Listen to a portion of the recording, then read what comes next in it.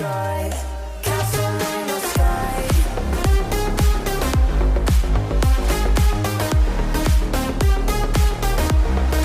Castle in the sky.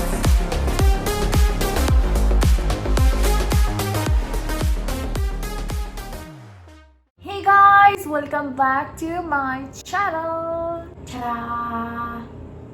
So guys, Titu बहुत दिन बाद वापस आया है और टीटू टॉक्स पार्ट 3 एपिसोड 3 जो ही हो एक ही होता है, 3 तो 3। लेकिन टीटू इतने दिन बाद क्यों है यार? ये तो हम लोग मिस बहुत करते थे, पता है यार। मूवी के फैंस का फैंस भी पता है, फैंस को भी पता है और हमें भी पता है, you know. By the way guys, I'm just trying to be myself in my videos. तो पता नहीं तुम लोगों को अच्छा लगेगी नहीं, लेकिन obviously I will be myself.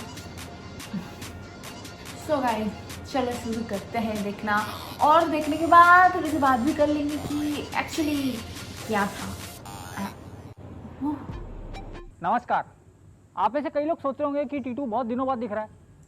घर बैठा था, घर बैठे बैठे देश के हालात समझने की कोशिश कर रहा था।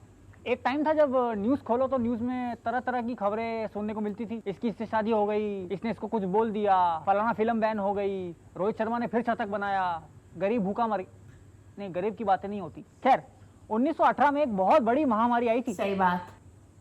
बे तब टिकटॉक कहाँ था? इस महामारी का नाम था स्पेनिश फ्लू। ये स्पेनिश फ्लू 1 साल तक चला था और इसकी चपेट में 5 करोड़ से ज्यादा लोग आए थे। उससे पहले और उसके बाद इंसानों ने ऐसी कई महामारी देखी, लेकिन सबसे ज्यादा नुकसान उन्हीं का हुआ है जो बहुत ईमानदारी से, बहुत मेहनत से, बहुत कम पैसों के लिए हमारी मुश्किलें आसान करते हैं, इतना संघर्ष करते हैं लेकिन चुपचाप। लाखों में है एक मोती, इसकी मूंछ मोटी, दिल है करोड़ों की। बैठ जाइए, सबको मदद करने का मौका मिलेगा। शाबाश शाबाश। एनर्जी चाय। सुन भाई बॉकलैंडी के। बेटा बहुत हो गया, इंट्रो है गजल नहीं। चल बे बंद कर, क्या कर। हमारे सर पर छत है, सीलिंग पर एसी है, पंखा है, हाँ, फ्रिज में ठंडा पानी है, वो ओवन में घूमती हुई प्लेट में गरम गरम खाना है। इसका मतलब ये नहीं है कि पूरी दुनिया मजे में है। एक मिडिल क्लास आदमी अपनी पूरी जिंदगी किस्तों में निकाल देता है। घर से लेकर वॉशिंग मशीन तक सब कुछ किस्तों पे खरीदता है। लॉकडाउन के बाद ना जाने कितनी नौकरियां गई। मैंने एक ऐसे ही कपल से बात करी। मैं सही दिल्ली है। का काम करता है, ये कोटी में काम करते हैं। अच्छा, तो आप मतलब कोई सोसाइटी में? हाँ, सोसाइटी में। सोसाइटी में। अच्छा, तो लॉकडाउन जब हुआ तब आपको पता था, आपको अंदाजा था कि इतना भयानक हो जाएगा? नहीं, नहीं, इतना भयानक पता हो- नहीं था जो इतना भयंकर होगा। तो लॉकडाउन के बाद कैसा फर्क आया काम में? आपके क्या काम में कुछ फर्क आया ज्यादा? काम में तो काम उसी दिन से बंद कर दिया। वो हमारा ठेकेदार भी ऐसे ही ठेकेदार की तरफ से काम करते, वो ठेकेदार भी मना कर दिया, बोला घर वर चले जाओ। अब घर जाने का कोई साधन ही नहीं था, मैं फंस गया। मेरा घर पे पैसे देने वाला कोई नहीं है, मैं कैसे जाऊं? तो टोटल कितने परिवार में कितने लोग हैं? यहाँ तो मान परिवार में लो हम 2 बच्चा हाँ। और हम दोनों। तो दीदी, जो आपकी सोसाइटी है हाँ। जहाँ आप काम करते हो, आप कितने घरों में काम करते हो? वो 5 घरों में। 5 घरों में। ऐसे वो लोग फोन भी नहीं करता है, कोई कोई तो मदद फिर भी किया, हाँ। और कोई तो मान लो फोन भी नहीं रिसीव करता है, फोन देख के तुरंत कर देता है। आप जल्दी से आप लोग कुछ करिए, हम लोग अच्छे से गाँव पहुँच जाए, बस इतना। कुछ दिन पहले सुन रहा हूँ मजदूर को घर जाने के लिए राजनीति चालू हो गया। हम लोग जाएंगे तो कैसे जाए घर? 3-4 बार फॉर्म भी भरा यहाँ थाने में। बहुत कुछ किया, अभी तक कुछ खबर अभी नहीं कुछ है। पता ही नहीं है कि हम घर जा पाएंगे या नहीं जा पाएंगे। जब भी फोन करते हैं घर, मम्मी पापा रोने लगता है, कुछ भी करो कैसे भी करके घर आ जाओ। तो आपने ये कोशिश नहीं की कि आप जहाँ काम करते हैं आप उनको बोल दें कि अरे? उनको बोला था, वो एकदम मना कर दिया, बोला अभी लॉकडाउन में घर जाओ, घर से आओ, फिर उसके बाद जो भी कुछ होगा वही। घर कैसे चले जाएं? खाने पीने घर का पैसे नहीं आप देता जैसे है, जाना वो है नहीं जाओ। देता है, तो कैसे क्या करें? क्योंकि रूम किराया भी देना है। अभी तो चलो रूम वाला अच्छा है, हमें निकाल नहीं दिया है। क्या? अभी फिर से अगर लॉकडाउन हो जाएगा तो फिर हम पता नहीं क्या हो जाएंगे। क्या हो जाएंगे कुछ पता हमारा नहीं। कोई ठीक नहीं है। अब तो हमें अगर लॉकडाउन कोई में जितना चलने का वो था नहीं सब पहुंचाने कुछ का किया। सहायता नहीं करेगा घर पहुंचाने का, तो फिर हमारा ऐसे सिंगल वाला होता तो पैदल के चली जाओ। बच्चा छोटा छोटा बच्चों को दूर लेके का कैसे रास्ता है, जाए? घर- हमारा तो घर भी सफर भी नहीं बहुत निकल दूर सकते। का है, 3 दिन का सफर है हमारा। और तो ठीक आप से तो आप बच्चों को कैसे मनाते हो जब वो कहते हैं कि मुझे ये खाना है वो खाना है? अब क्या करेंगे, वैसे मजबूरी में तो करना ही पड़ेगा। एक थैली अगर दूध ला के वही पूरा दिन पानी यानी मिला के बच्चों को देना पड़ता है। अभी तो बच्चों को रोकना पड़ेगा। हम लोग अगर कुछ वो करेंगे तो चल जाएगा, बच्चा लोग तो नहीं। पूरा दिन रोते रहेगा, मम्मी बिस्किट दे, मम्मी दूध दे, मम्मी ये दे, मम्मी खाने के लिए पैसा दे। बच्चों को हर साल में नया कपड़ा वपड़ा देना पड़ता है। इस बार तो ऐसे हालत हो गया हमारे, कुछ नहीं खाने का पैसा नहीं मिली तो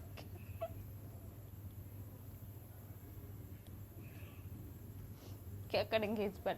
चलो भगवान का दुआ करेंगे जल्दी जल्दी ये बीमारी खत्म हो जाए और हम लोग आराम से घर पहुंच जाए, बस इतना ही दुआ है। आप लोग कुछ हेल्प करो। हाउस हेल्प और लेबर, इन लोगों के साथ जो हो रहा है ना, बहुत बहुत ज़्यादा बुरा हो रहा है। हमारे घर पे आ रही थी एक हमारी काम वाली, तो वो दीदी जो है, वो दीदी की हम लोगों ने एक मेरे पापा टू बी ऑनेस्ट बहुत बहुत ज़्यादा अच्छे हैं, तो जो पापा और मम्मी ने सोचा कि थोड़ा सा अगर हेल्प हो सके, जो हर मंथ होता है ना चाल या दाल के लिए जो लेना होता है, तो पापा ने हम लोगों का राशन दिया और उनसे कहा कि आप ले लेना, तो ले लिया उन्होंने। तो ऐसे छोटा छोटा हेल्प तो कर ही सकते हैं हम लोग। और उसके साथ जो हम लोगों के घर में रहते हैं, जो हम लोगों के घर में कभी कभी सफाई करते हैं, वो लोग पहले ही चले गए थे, तो वो उन लोगों ने पैसा मांगा था तो पापा ने दे दिया जितना देना था। तो ऐसे करके थोड़ा छोटा मोटा हेल्प तो लाइक अपने आप से आता है। किसी को भगा के खुद के साथ अच्छा होगा ये सोचना बहुत बेकार है। अगर थोड़ी सी हेल्प हो जाती है उन लोगों के लिए, तो कभी ना कभी तुम लोगों के साथ भी जो हेल्प कर रहे हैं अच्छा होगा, और यही होता है। ये एकदम सही बात है कि इन लोगों के लिए जीना मुश्किल हो गया है। और कुछ लोग क्या है कि लॉकडाउन पे उन लोगों को बाहर निकाल के बाहर रास्ते में जाके गप्पे मारना होता है और चाय पीना होता है। हाँ, तब भी लाइक जो हमारे दीदी थी वो घर में आ रही थी और मम्मी उनको लाइक पूरा मंथ होने से पहले ही उन्होंने जब बोला कि अभी आना होगा, तो मम्मी ने कहा नहीं आने के लिए और पैसे दे दिया। ऐसे करके एटलीस्ट उन लोगों को हेल्प कर सकते हैं और उनके बच्चे लोगों को भी हेल्प कर सकते हैं, और करना चाहिए, क्योंकि एक इंसान और एक इंसान को अगर हेल्प करेगा तो ऑब्वियसली दोनों के लिए अच्छा होगा, और कोरोना से भी हम लोग बच सकते हैं। मेरा आप लोगों को ये बताने का मकसद सिर्फ इतना है कि कैसे हम जैसे लोगों में भी बहुत ताकत होती है। हमारे आसपास जितने भी लोग हैं, जैसे अखबार वाले, इस्त्री वाले, सब्जी वाले, दूध वाले, बर्तन मांजने वाली दीदी, सबकी कम से कम हफ्ते में एक बार तो फोन करके खबर पूछ लें। अब अगली फसल है, नेक्स्ट मक्का बो रहे हैं, ज्वार बो रहे हैं, बिना दवाई के चल नहीं रही हैं। और दवाई के प्राइस बहुत महंगे हैं, और उसको लाएं कहाँ से? जब तक अनाज उसका नहीं बिकेगा किसान का, तो लाएगा कहाँ से? तो अभी ये बीच में ओले पड़े थे, बारिश हुई थी, यस, तो क्या उसमें बहुत नुकसान हुआ है। दोबारा से सब जो बोया है वो सब खत्म, जुतवाना पड़ेगा खेत में, और दोबारा से बीज लाना है, खाद लाना है। तो ऐसी स्थिति में कोई साथ दे रहा है आपका? नहीं, कहीं मार्केट बाजार कहीं कुछ लेने जाते हैं तो फिर पुलिस वाले रोक लेते हैं। टीवी पे अब किसानों की चर्चा होने लगी है, हाँ, लेकिन आपको लग रहा है ना कि ये सिर्फ चर्चा ही है? हमें तो यही लग रहा है, जब कोई हेल्प नहीं मिल रही किसी चीज़ की। एसी वाले कमरे में बैठ के कोई चर्चा करता है तो वो वहीं तक रह जाती है। वो वहीं तक रह जाती है। भाई किसान तो बाहर है ना, वो तो धूप झेल रहा है, गर्मी झेल रहा है। अब एसी वाले क्या जाने उसको कितनी गर्मी लग रही है। सबसे ज़्यादा पीड़ित जो किसान ही है, क्योंकि भाई किसान ज़्यादा अंदर ऊपर तक तो जाता नहीं, वो ज़्यादा से ज़्यादा जाएगा बस अपने मार्केट, जहाँ अपनी उसकी सोसाइटी तहसील है वहाँ तक जाएगा। जो मजदूरी है वो तक नहीं निकल पाती है, मिल नहीं पाती है उसकी। इतनी मेहनत किसान करता है, और इतनी मेहनत अगर सब करें तो हमारा देश तो बहुत ऊपर जाएगा। दिमाग में सोचना यही चाहिए कि भाई अगले आदमी को प्रॉब्लम है, तो उसकी कोई भी प्रॉब्लम है तो उसको थोड़ा बहुत, भाई सारी सॉल्व नहीं कर सकते तो थोड़ी सी तो कर सकते हैं। अभी तो बता रहे थे इधर जियो का टावर लगा है, अब जियो का टावर लगाए तो टावर किस लिए होता है? फोन मिलाने के लिए होता है, हाँ, बस ये- इंटरनेट के लिए होता है। फोन करके खबर पूछो हाँ। कि कैसा चल रहा है, क्या दुख कोई दिक्कत है, कुछ है तो बताओ हमें। हाँ बस बस, सब अपने में लगे हैं, अपने जीवन में, हाँ। किसी को कोई परवाह नहीं है। कोई परवाह नहीं, यही सिस्टम। विनोद और रिंकू, इनका जो स्टोरी था बहुत बहुत ज़्यादा मुझे बुरा लगा, क्योंकि अभी जो प्रॉब्लम हो रही है बहुत अजीबोगरीब प्रॉब्लम हो रही है। जो लोग फार्मर्स लोग हैं उन लोगों का काम ना जा रहा है और ना आ रहा है, कुछ भी नहीं हो रहा है। उनका भी बिगड़ रहा है और हम लोगों का भी बिगड़ रहा है। ट्रांसपोर्ट बंद था, अब बहुत कुछ इतना इतना बुरा हो रहा है कि कोई कुछ संभाल नहीं पा रहा है, कुछ समझ भी नहीं पा रहा है। और उसके साथ क्या हो गया, जयपुर पे इतना सब कुछ आ गया। वाह, वो सारे कीटू को हम बोलना चाहते हैं कि कोरोना के बीच ही आना था तुमको। वाह, ग्रेट ग्रेट। 2020 इतना बुरा हो सकता है, किसी को भी पता नहीं था। पता नहीं 2021 कैसा होगा। 2020 अगर इतना बुरा हो तो 2021 कैसा होगा, रियली पता नहीं। क्योंकि अब तो ये कलयुग है और कलयुग में पता नहीं क्या होगा। कोरोना होने से पहले इतना फ्रेंडशिप और अभी कोई भी फ्रेंडशिप नहीं। एक बार पूछ भी नहीं सकते कि जो जिसके लिए काम करता है एक दूसरे को बात तक नहीं पूछ सकते कि कैसा है रे, तो ठीक है या नहीं। यू नो व्हाट, सच बोलूं तो मेरे पापा हर जो लोग काम करते हैं मेरे घर पे उन लोगों को कॉल किया और पूछा कि कैसे हो। सिर्फ काम जो करते हो उन लोगों को भी नहीं, लाइक फैमिली के लोगों को भी कॉल करके पूछे कि क्या तुम सब ठीक हो, कैसे हो, कहाँ हो। लेकिन उन लोगों ने कॉल नहीं किया मेरे पापा को, मेरे घर पे कॉल भी नहीं किया, ना मुझे, ना मेरी बहन को, ना मेरी मम्मी को, ना मेरे पापा को। वो लोग तो पूछे नहीं, लेकिन मेरे पापा उनको कॉल करके पूछे कि क्या कर रही हो, how is you and all. सिर्फ इन लोगों के साथ इतना बुरा नहीं होता है, घर के लोगों के साथ इतना ही ऐसा ही बिहेव होता है। आजकल इंटरनेट एक ऐसी जगह बन चुकी है जहाँ पे नफरत बहुत आसानी से दिख जाती है। हम लोग एक दूसरे को दुख पहुँचाने से पहले एक बार भी नहीं सोचते। अभी ये कुछ दिनों से हम लोग सुन ही रहे हैं और बोल भी रहे हैं, छक्का, हिजड़ा, यूं कर रहे हैं ना। देखते हैं इंटरनेट पे और रियल लाइफ में जिनको इतनी गालियाँ पड़ रही है, लॉकडाउन में उन पे क्या बीत रही है। अब लॉकडाउन है तो हमारे पास राशन की दिक्कत है। दिल्ली सरकार की योजना है कि आप सरकारी स्कूल में जाइए, आपको खाना मिलेगा। तो मैं अगर इस लिहाज में सरकारी स्कूल की जाके लाइन में लगती हूँ तो सबकी नज़रें मेरी तरफ होती है और सब ये देखते हैं, अरे हिजड़े भी लाइन में लगे हुए हैं, तुम्हें क्या ज़रूरत है लाइन में लगने की। सबका व्यवहार, सबका नज़रिया, सबकी सोच एक अलग सी हो जाती है और सब दूर दूर हट के खड़े होने लगते हैं, जबकि वो तो खाने की लाइन है। अगर भूख आपको लगती है तो भूख मुझे भी लगती है। क्योंकि आज तक बॉलीवुड में ट्रांसजेंडर कम्युनिटी को अजीब ही एक थोड़ा मजाक के तौर पे दिखाया जाता है, ट्रांसजेंडर को सीरियसली नहीं दिखाया जाता है। ये बदलाव उनकी सोच से आएगा कि शायद उनकी सोच ऐसी है कि हम अगर हैं तो हम एक कार्टून है, तो हमें कार्टून के दौर पे वो दिखाते हैं, मजाक के दौर पे वो दिखाते हैं, कभी सीरियसली नहीं दिखाते कि ट्रांस हैं तो होने दो, कोई बात नहीं। अभी तक जो मदद आई है वो हमें अलग अलग NGO सेक्टर से आई है। मैं जैसे इंटरनेट पे देखता हूँ कि बहुत से जो आज के जिसको मिलेनियल कहते हैं बच्चे, ये सब बच्चे अंग्रेजी फिल्में, हॉलीवुड की फिल्में देख देख के उनका थोड़ा सा, मुझे ऐसा लगता है कि उनका माइंडसेट चेंज हुआ है। लड़के लड़कियां कॉलेजों में उनको प्रपोजल मिलता है बनाने के लिए, अगर उनको ट्रांस का मिल गया तो वो हमारे पास आते हैं कि हमें आपकी स्टोरी आगे तक पहुंचानी है, आप कैसी लाइफ जीते हो, आप क्या क्या फेस करते हो। तो वो स्टोरी जब तक उनकी कंप्लीट होती है, जब तक उनका और हमारा रिश्ता रहता है। जैसे वो स्टोरी कंप्लीट हो जाती है उसके बाद में वो कहाँ और हम कहाँ। लेकिन अभी जो हमसे जुड़े हुए हैं, जो नई जनरेशन की आप बात कर रहे हो, कम से कम वो तो हमारे लिए आगे आते। कोई भाई कोई बहन तो हमारे लिए राशन लेके आती कि कोई बात नहीं, मैं आपके वहाँ पे आई थी और मैंने देखा था कि आपके यहाँ पे ऐसे ऐसे ट्रांसजेंडर है जो कि रोज के 100, 200, 10, 5 रुपए रोज के कमाते हैं, शायद उनके पास खाना ना हो, ये हम आपको डोनेशन दे रहे हैं या ये हम उनके लिए लेके आए हैं, प्लीज हमारे साथ चलिए, हम उन तक देना चाहते हैं, या मैं आपके लिए लेके आया हूँ या लेके आई हूँ, आप प्लीज ये रख लीजिए। हमें कितनी खुशी होती। तो सोच वहां पे लगता कि चेंज हुई है। तो जितने भी बच्चे देख रहे हैं वो तो हम लोग अभी ये इतने टाइम से सुनते ही आ रहे हैं, सोशल डिस्टेंसिंग, फिजिकल डिस्टेंसिंग। लेकिन इन लोगों के साथ फिजिकल डिस्टेंसिंग ना जाने कितने सालों से चली आ रही है। लॉकडाउन खत्म हो तो थोड़ी सद्बुद्धि लाओ और इनके साथ फिजिकल डिस्टेंसिंग खत्म करो, अगर आपके साथ बैठ रहे हैं तो उठ के मत जाओ, अगर आपसे बात कर रहे हैं तो घिन मत खाओ। बहुत माहौल खराब। मुझे शाहरुख खान बहुत पसंद है। कौन सा गाना शाहरुख खान का? सूरज हुआ मध्यम। चलो 1 2 3 4। सूरज हुआ मध्यम, चांद ढलने लगा, आसमां ये हाय क्यों पिघलने लगा, मैं ठहरा रही जमीन चलने लगी। तक तक तक तक।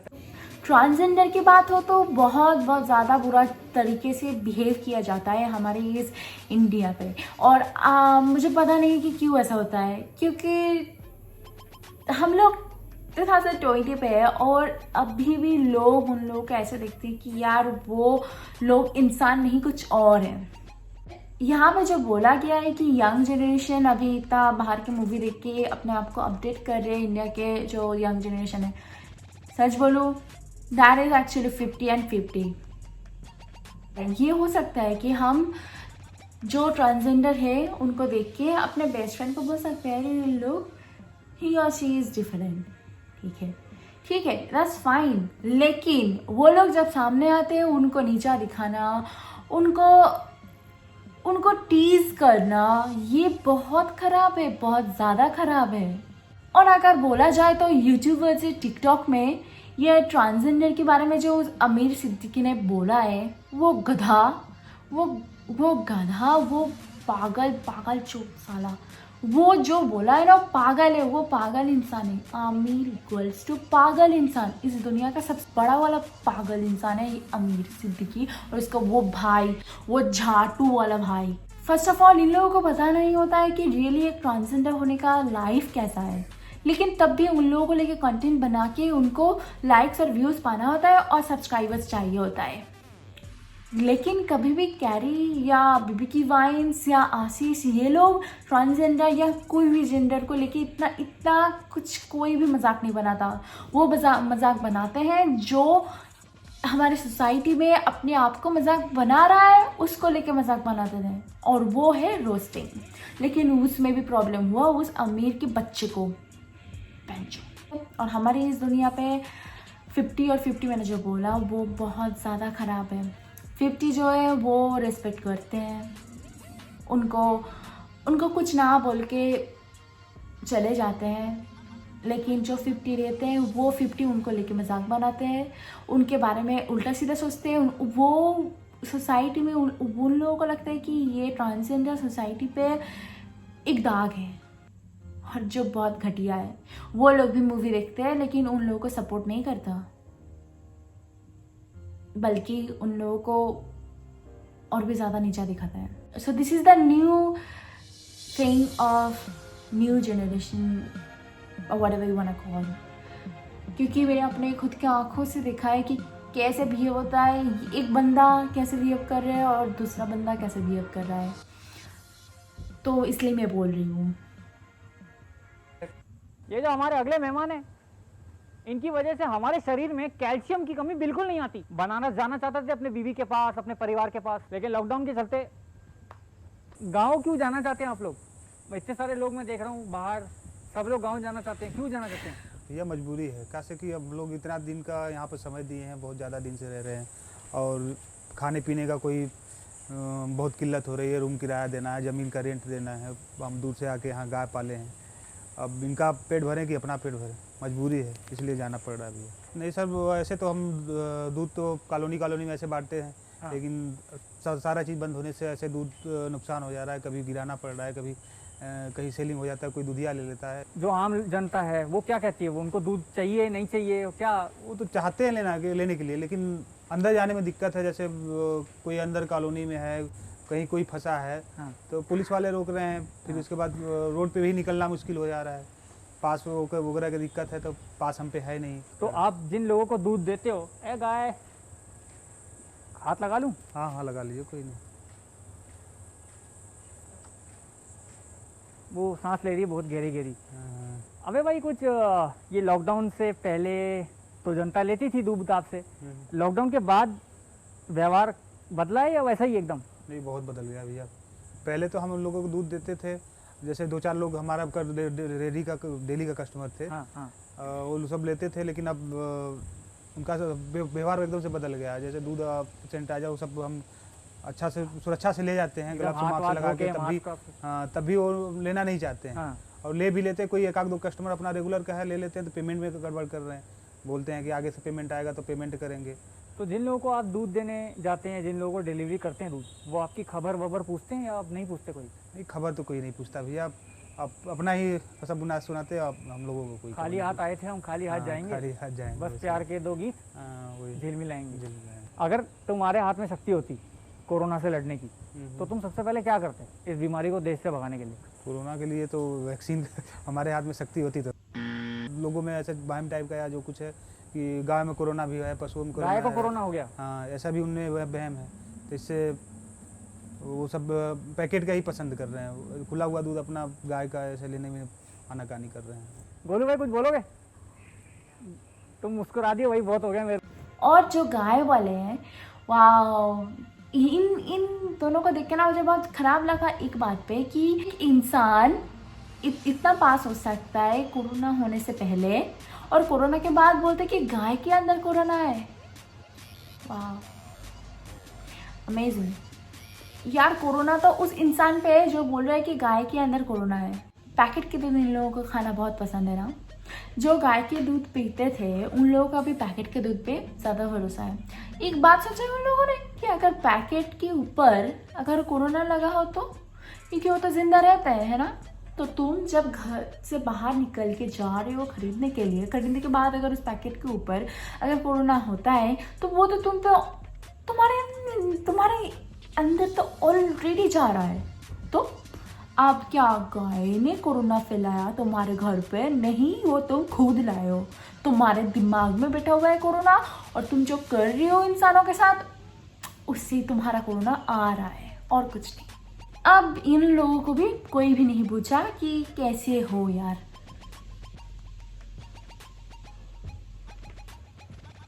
इन सब के बीच कुछ ऐसे भी लोग हैं जो बिना फल की चिंता किए दूसरों की मदद करते हैं दिन रात। इन्होंने पिछले 60 दिनों में लगातार रोज दिन रात लोगों को सड़कों पे खाना दिया है, उनकी झुग्गी झोपड़ियों में जाके उनको खाना दिया है। मेरे साथ हैं हरतीरथ। तो बेसिकली पिछले 60 दिनों से जब से जनता कर्फ्यू अनाउंस हुआ, हम तब से लोगों को खाना पहुंचा रहे हैं। हमने देखा कि हर कोई पैसा मांग रहा है, तो हम कुछ डिफरेंट करते हैं। हम लोगों से रोटियां मांगेंगे, हर कोई अपने लिए 4 रोटी घर पे बना ही रहे, तो अगर वो 10 रोटी एक्स्ट्रा भी बनाएगा तो वो ईजिली कर सकते हैं। तो हर परिवार से हम 10-10 रोटी उठाते हैं। हमने शुरू किया था ये 100 परिवारों से। आज हमारे साथ 1500 परिवार हैं, जो कि कुल मिला के हमें 15,000 रोटियाँ शाम तक देते हैं। तो ये रोटियाँ हम खुद उनके घर से इकट्ठी करके हम शाम को झुग्गी झोपड़ी में जाके देते हैं जहाँ पे खाना नहीं पहुँच रहा। फिर ये तो है जो हम झुग्गियों में खाना देते हैं। कई लोग अपने घर वापस जा रहे हैं, कई वेस्ट बंगाल जा रहे हैं 1600 किलोमीटर चल के, कई लोग पंजाब से मानेसर तक जा रहे हैं, अलग अलग जगहों पे लोग अपने घर जा रहे हैं। एंड हमने 42,000 किलोज फ्रूट्स भी बांटा है। एंड डिफरेंट हम रोज़ मील्स अपनी चेंज करते हैं। तो एक दिन राजमा चावल, एक दिन छोले चावल। जो हम मीडिया में देख रहे हैं, it's not even 1% to be honest. तो जैसे हम रात को 12 बजे KMP एक्सप्रेसवे पे थे, तो कई लोग यूपी की खोसी बॉर्डर पे जा रहे थे। तो सूटकेस में जो हम एयरपोर्ट में ड्रैग करके लेके जाते हैं, उसी सूटकेस के ऊपर एक बच्चा लटका हुआ है, क्योंकि वो थक गया है काफ़ी। ना उसको पानी मिला 4 दिन से, ना उसको खाना मिला। 9 महीने की प्रेग्नेंट लेडी, ना उसके पास दूध है, ना उसके पास पानी है, ना उसके पास खाना है। आपको कोई दूर जाने की ज़रूरत भी नहीं है, अपने घर के आसपास ही देख लीजिए, आपको बहुत डेली वेज वर्कर्स जो दिहाड़ी पे काम करते हैं वो मिल जाएंगे। तो अगर हम इन्हीं का पेट भर दें तो we can easily win the battle over corona. वैसे तो मैं ये सब करता नहीं, लेकिन अगर समझ आया तो इस वीडियो पे 5 मिलियन लाइक कर देना और शेयर जरूर करना, क्योंकि जितने शेयर करोगे उतने व्यूज़ मिलेंगे। और इस वीडियो का जितना भी पैसा है वो मैं अलग अलग जगह, वेरीफाइड जगहों पे डोनेट कर दूंगा। अब तुम्हारे हाथ में है भाई, तुम्हें लड़ाई देखनी है लड़ाई देख लो। वैसे सड़कों पे भी लड़ाई चल रही है, पेट भरने की लड़ाई, जिंदा रहने की लड़ाई, और अपने घर पहुंचने की लड़ाई। अब इन्होंने जो इतना हेल्प किया है, ये एक भगवान है। टू बी ऑनेस्ट, एक असली वाला भगवान है। इन्होंने जितना तक भी हेल्प किया है ना, बहुत बहुत ज़्यादा है। अब और एक बात शेयर करते हैं हम हमारे वेस्ट बंगाल के बारे में। जो पैसे यहाँ पे दिया गया था कोरोना के अंदर जो हेल्प करने के लिए, तो वो पैसा कहीं थोड़ा सा उड़ गया। उसके बाद थोड़ा सा जो आया है वो तब भी गरीब लोगों को नहीं, जो लोग घर में बैठे हुए और जो लोग बाहर निकल रहे हैं आनंद करने के लिए, चाय पीने के लिए, गप्पे मारने के लिए, वो सारे पैसे से उन लोगों को खाना देना, उसके बाद उन लोगों की जो सारे ज़रूरतमंद की चीज़ होती है वो सब कर लिया गया। या ऐसा ही कुछ हुआ है यहाँ पर। और दूसरी चीज़, कुछ कुछ जगहों में ठीक था, कुछ कुछ जगहों में ठीक नहीं था। ज़्यादातर गरीब लोगों को इतना भी हेल्प नहीं किया गया। Clubs, from many local clubs and all, वहाँ के जो बंदे बंदियाँ हैं, क्लब्स के जो मेंबर्स हैं, उन लोगों ने हेल्प किया है and that's really grateful to be honest. और नहीं तो जिनको हेल्प करना था उन लोगों ने कुछ नहीं किया, उन लोगों ने सीरियसली कुछ नहीं किया, सिर्फ अपना नाम दिया है, लेकिन हेल्प तो लोकल कुछ लोगों ने किया है। टू बी ऑनेस्ट मैं यहाँ पे पूरा डिस्कस नहीं करना चाहती क्योंकि मैं यहाँ पे पॉलिटिक्स नहीं करने बैठी हूँ, लेकिन जो हुआ है, जो मैंने अपने आंखों से देखा है, जो पढ़ा है, जो सुना है, जो लोगों की मुख से मैंने सुना है ना, वो मैं बता रही हूँ, ठीक है। मैं किसके साथ नहीं हूँ, मैं कोई भी पॉलिटिक्स में नहीं हूँ, आई डोंट सपोर्ट एनीवन। जो मैंने सुना है वो बताया। वेस्ट बंगाल और नहीं तो मैं अपने जगह की बात बोलूँ तो कलकत्ता या हावड़ा इतना भी गरीब नहीं होता अगर वो संभाल लेती है अच्छे से। सॉरी। एनीवेज गाइस, मुझे आज ये देख के ना बहुत बुरा लगा, बहुत ख़राब लगा, कई मुझे बहुत बहुत दिल पे लगा। We really need to help each other to survive this corona. और नहीं तो सब कुछ चला जाएगा, सब कुछ मिट्टी में मिल जाएगा, क्योंकि अभी और भी कुछ आना बाकी है, अभी बहुत कुछ आना बाकी है। कलयुग है और this is just the start. Thanks to BBQ Vines for sharing all these things because we really need to hear it and we really need to spread it. So guys, like and share and obviously keep watching and do follow me on this. Bye.